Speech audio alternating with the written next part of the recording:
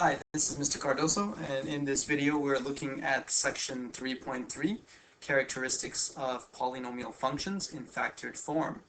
So, what we're going to do is we're just going to look at a polynomial or a polynomial function here that I've sketched, and we're going to look at some of the features. The first question I'm going to ask is, what are the zeros? And another term for zeros is x-intercepts. So x-intercepts are wherever the graph sort of cuts the x-axis or touches the x-axis. So what would you say are the zeros? Well, you can see here there's 1 0 at -2 because the graph cuts the x-axis, which is this one here, at -2. Then we have another 0 or x-intercept here at x equal to 1, and then finally a third one at x is equal to 3. So we have these three zeros or x-intercepts. Now, let's analyze these x-intercepts a little further, and let's look at the function. If I pull this open here, just a little bit, you can see we have the function right here. This is the function that has that's created this graph here on the right. So you can see here we have negative x plus 2 times x minus 1 times x minus 3 squared. And by the way, this is a function being in factored form, as the title suggests. The title of the section tells us that we're in factored form, and notice that we are in factored form here. Okay, these are three factors.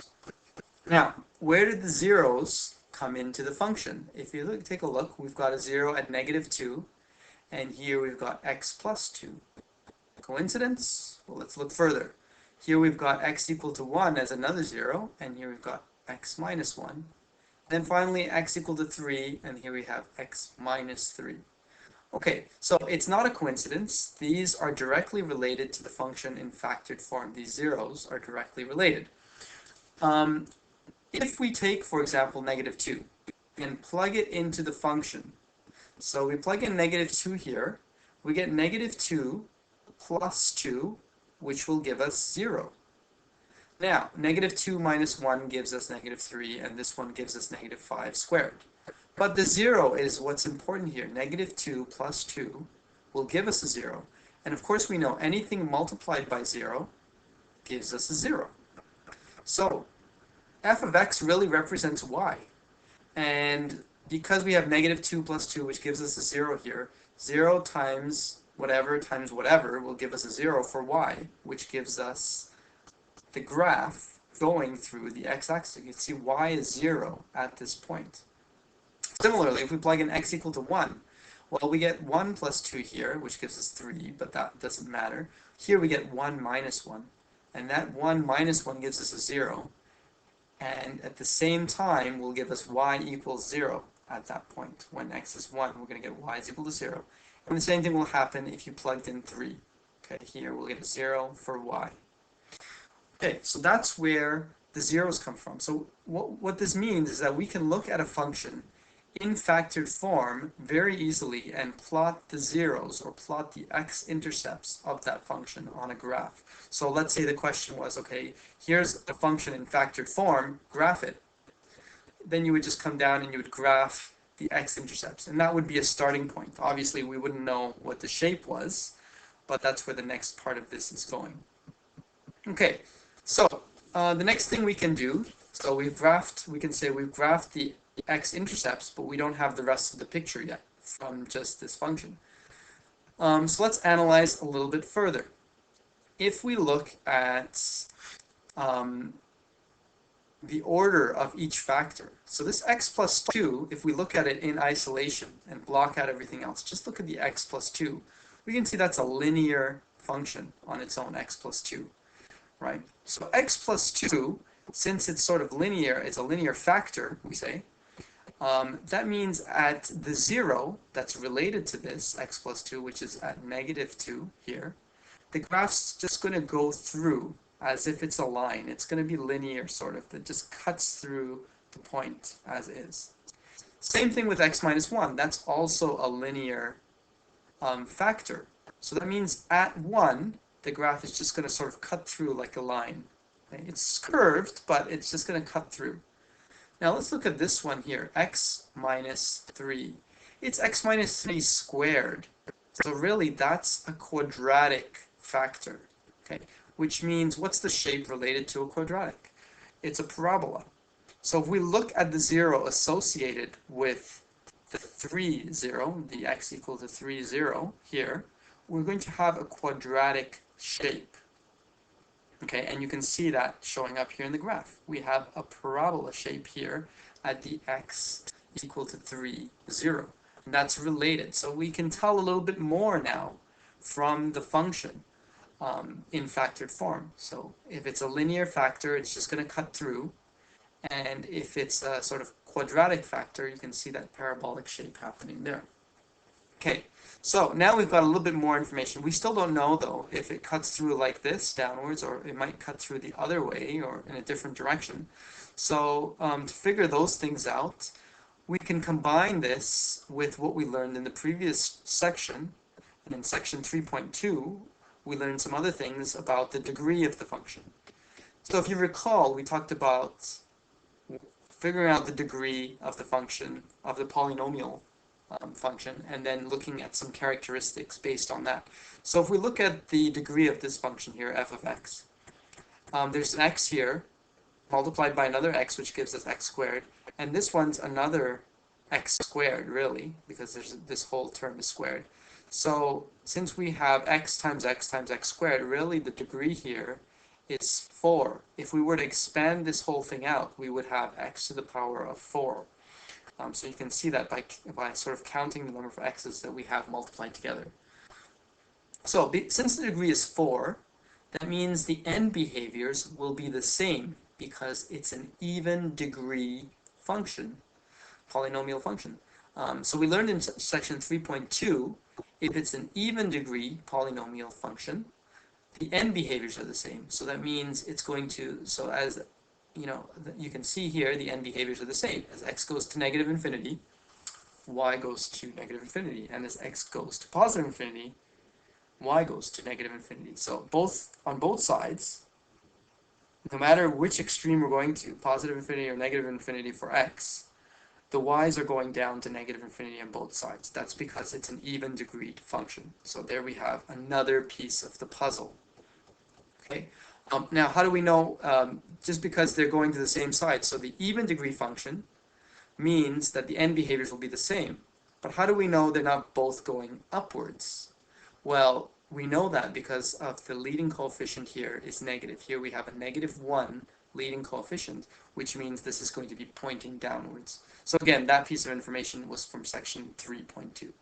So putting together all the zeros, then putting together that we know that this one will go through like a line, this one will go through like a line, and this one will have a parabolic shape, okay, because of the squared on this 0 factor. And then putting together the end behaviors, and knowing that the domain of any polynomial function is all real numbers, we can sort of put the pieces of the puzzle together to get this shape. We could have also worked backwards from the graph to sort of create this function. Okay. Let's take another look at another function. Just gonna take this off now, and I'm going to hide this one. And I'm going to show you this function here. You can see the function here written on the side. This is g of x equal to x cubed in brackets x plus 2. And of course, in this case, if the function is not given to you this way, for example, we could expand this to be x to the power 4 plus 2x cubed. So to get it into this factor form, we can simply factor it through a GCF, taking out the GCF. In subsequent sections, we'll look at more advanced factoring if we need to. Okay, in this case, you know, if this was expanded, we would just simply have to do GCF factoring to get it to this state. Okay, so let's say it's already factored. Now let's see if we have the zeros. What are the zeros? So we'll go back to that question, or the x-intercepts. And you can see there's a 0 here at -2, and there's another 0 or x-intercept here at 0. Let me see if I can scale this up so we can get a little bit, wrong way. sort of lost my figures here. Let me just drag those down so they're on the screen.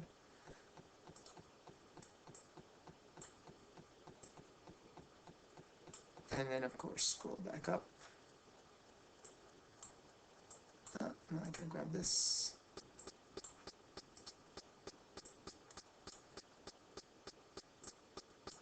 Oh, I still lost them off the screen. Probably went too much. That's okay. I can scroll back down.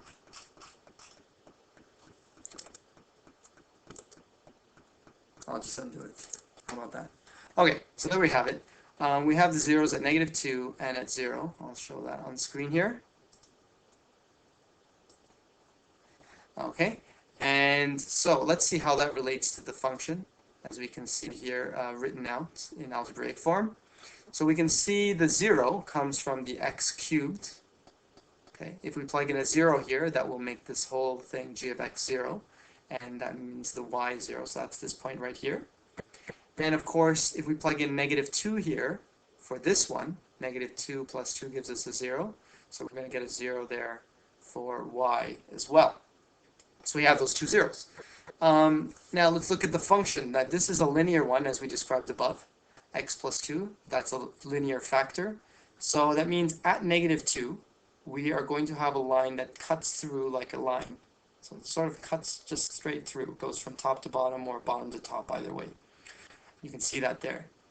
What about this x cubed?